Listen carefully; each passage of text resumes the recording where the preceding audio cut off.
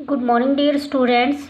आज हिंदी व्याकरण में हम पाठ 15 करेंगे। वाक्य। वाक्य किसे कहते हैं? शब्दों के सार्थक समूह को वाक्य कहते हैं। यानी कि शब्दों को मिलाकर क्या बनता है?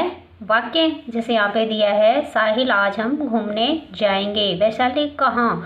तो ये क्या है? शब्दों को मिलाकर ही वाक्य बनाया गया है।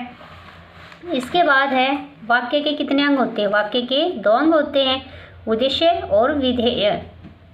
उद्देश्य होता है जिसके विषय में कुछ कहा जाए, और विधेय होता है उद्देश्य के संबंध में जो कुछ बताया जाता है। जैसे यहाँ पे दिया, राहुल घर जाता है। राहुल क्या है? उद्देश्य। क्या बताया गया है? कहाँ जाता है? घर जाता है। तो ये क्या है? विधेय। अब है, वाक्यों का निर्माण कितने प्रकार से होता है? 2 प्रकार से होता है। क अर्थ के आधार पर, क रचना के आधार पर। अब हम करेंगे क अर्थ के आधार पर वाक्यों का निर्माण। नंबर 1, विधानवाचक। विधानवाचक में सीधा और सरल वाक्य मिलेगा। जैसे सूर्य पूर्व दिशा से निकलता है, माता पिता के आज्ञा का पालन करना चाहिए। नंबर 2 पर है आज्ञावाचक। इसमें क्या मिलेगा? इसमें आज्ञा दी जाए। जैसे जल्दी पढ़ने बैठो, बाहर जाओ, अंदर आओ, इधर आओ। तो ये सब क्या है? आज्ञावाचक है। नंबर 3 पर है निषेधवाचक। जिस वाक्यों में न, नहीं, मत का प्रयोग हो, यानी जिसमें मना किया गया हो। जैसे फूल मत तोड़ो, मैं दिल्ली नहीं जाऊंगा, या मैं बाजार नहीं जाऊंगा। कोई भी इसमें वाक्य हो सकता है जिसमें नहीं का प्रयोग हो। दिनेश, माता जी को तंग मत करना। नंबर 4, प्रश्नवाचक। प्रश्नवाचक में जिसमें प्रश्न पूछा जाए। जैसे तुम कहाँ जा रहे हो, तुम क्या खा रहे हो, तुम्हें क्या चाहिए, तुम क्यों रो रहे हो, आदि। नंबर 5 पर है इच्छावाचक। जब कोई अपनी इच्छा जताए। जैसे तुम्हारी आयु लंबी हो, सदा सुखी रहो, काश मैं जीत जाऊं, आदि। नंबर 6 पर है विस्मयवाचक। इस विस्मयवाचक में क्या मिलेगा? हैरानी, शोक, घृणा, प्रसन्नता, आदि।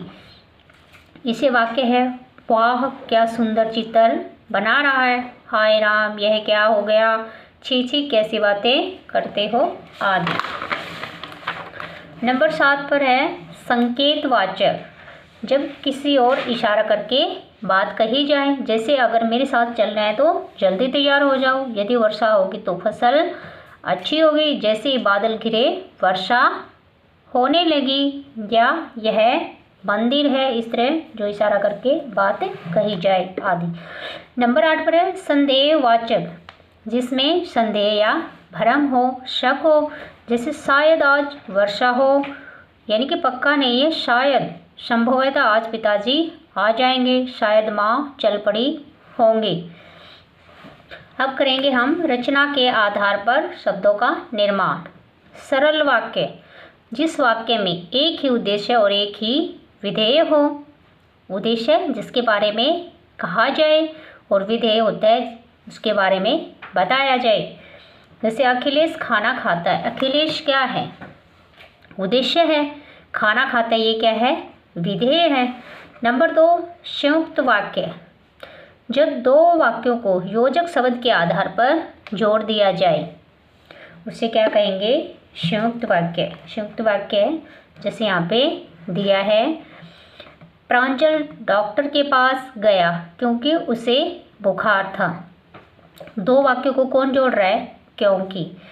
मुझे घर पर जरूरी काम था इसलिए मैं खेलने नहीं जा सका। तो ये क्या है? 2 वाक्यों को जोड़ रहे हैं इसलिए। माँ ने जल्दी ही घर का काम निपटाया और हमारे साथ चल पड़ी। नंबर 3, मिश्र वाक्य। जिस वाक्य में एक प्रधान उपवाक्य और एक आश्रित उपवाक्य होता है।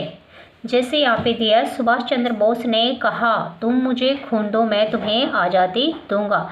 तो सुभाष चंद्र बोस क्या है? प्रधान उपवाक्य है। तुम मुझे खून दो मैं तुम्हें आज़ादी दूंगा। तो ये क्या है? आश्रित उपवाक्य है, यानी कि उन पर आश्रित है कि तुम मुझे खून दो तो मैं तुम्हें आज़ादी दूंगा। फिर इसमें है आश्रित शब्द कौन कौन से हैं? जो, जिन्होंने, जिन्हें, जैसा, यदि, तो, अगर, तो, जिसे, जैसे, ये क्या है? आश्रित उपवाक्य हैं।